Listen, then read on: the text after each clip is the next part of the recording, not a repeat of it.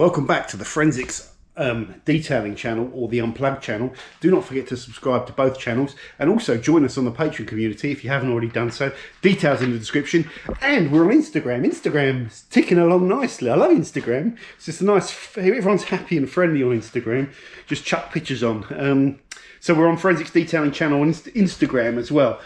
What are we talking about today, guys? Well, just a couple of things. First thing is, I've been toying with the idea of parting ways with the M140, selling it. Why do you want to sell it, John? Keep hold of it.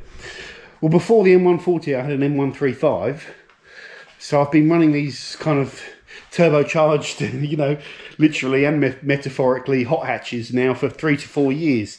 Phenomenal cars, not perfect cars, but for what they are, they're phenomenal. They're great fun. Very, very good all-round car. So yeah, put in the comments what you think, if you think I should sell it or not, and what you think might be a cool car to go for. You know, looking for something around the 20 grand mark. Something with a bit of poke. Something doesn't have to be a new car, but I don't want a real old classic, you know. Something within the last 2 decades, roughly. So let me know. And if you're interested in the car, drop me an email or message or comment or something like that. I haven't put it up on sale yet. Today, guys, right, this is going to test your detailing knowledge. This is one thing I do once a month. I do a contest for the patrons, and the winner I give away a pack of detailing goodies for. And I've got a box in there, all ready to go. It's a bigger box than you can see, full of detailing stuff. And I've got some spare merch here as well, like Forensics Detailing merch. It's a nice little bag there, and sweatshirts. I've got some extras that I gave away, so they won't be going on sale, guys. I'm not going to be selling merch because I just don't want to. But there was a minimum order, so I gave away the merch to my tier 5 patrons as a yearly pack, but you can only order 25, so I've got some merch spare. So I'll slowly give that away as prize competition stuff as well. So this month's competition, if you can get this one, guys, you are doing well. And this is just for fun, unless you're a patron. If you're a patron, I'm going to reveal the answer in this video as well. And I'll reveal the winner on the Patreon page. So the riddle: Fred the detailer goes to visit a new client for a full paint correction machine polishing job. You can see I wrote this riddle myself.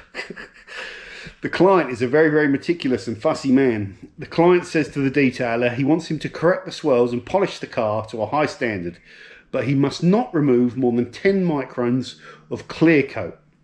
So anything less than 10 microns or up to 10 microns is okay, yeah? So don't remove more than 10 microns of clear coat from his beautiful Aston Martin, or he will not pay Fred a penny. He does not want Fred to wax or, you know, coat the car. Just do the paint correction. Fred agrees to these terms and starts work on the car.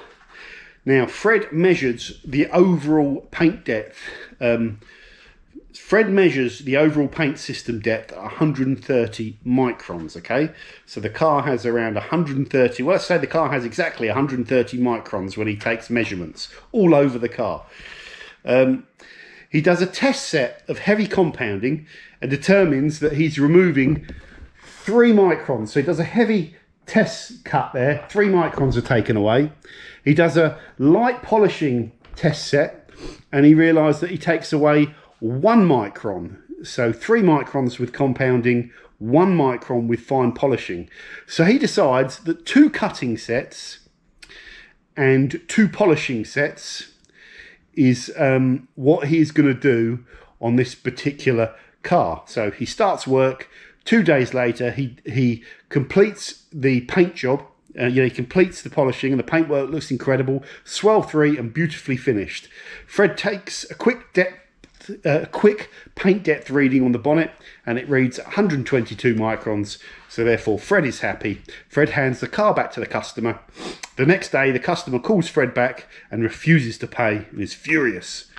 Why is the customer furious? And just before you go on to the answer, when he did his test spot, So he did one set of cutting there, one set of polishing.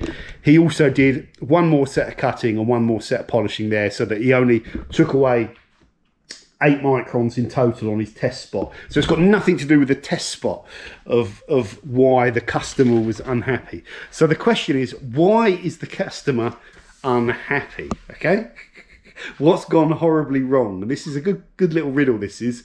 And about 20 to 30 patrons had a go at answering this, and everyone got it wrong. People were saying, a lot of people were saying it was a test spot. He went over and polished the test spot again. But if you read the question, obviously I said, so he does 2 cutting sets, 2 polishing sets, obviously not redoing the test section. So it's got nothing to do with the test section. Some people said it's got softer paint on one part, harder paint on another. Some people said parts of the car had been repainted, so it had less. No, it's got 130 microns all over it, you know, within the context of this riddle. What's the answer, guys? Well, whenever you polish a car, so you know that if he polishes with 2 sets of compounding, bang, 3 microns gone, bang, 6 microns gone, bang, 7 microns gone with a polishing set, bang, 8 microns gone. That's 122 microns taken off of this particular area. Then he's got to move on to this area and polish. Bang, 3 microns, bang, 6 microns, bang, 7 microns, bang, 8 microns off this area. But when you're polishing each area, what do? You don't leave a gap, you overlap. So there is a potential for the parts where you polish and you overlap your sets for you to remove up to twice the amount of clear coat. Now, obviously, the edges may get slightly less treatment in reality, but hypothetically, you will take away, where you overlap your sets, you will take away twice the amount of clear coat, up to twice the amount of clear coat. So the answer to that is the customer, when he measured the clear coat, measured it more thoroughly than Fred, and measured some of the bits that he overlapped. And indeed, Fred had taken away more than 10 microns, and the customer had specified that if he did that, he wouldn't pay. So that's a very real thing in terms of, well, actually, how many customers are going to have, you know, going to know how much clear coat they've got as well. You know, so it's not that real. But the thing to consider is, when you are taking paint depth gauge readings, if you ever identify that you potentially you only have about 10 microns to play with, which, you know, if you get a low reading of say 70 or 80 overall paint system, you might be dealing with 10 microns of clear coat, and then you think, well, it needs some chopping. If you're doing 2 or 3 sets of compounding, you're at risk.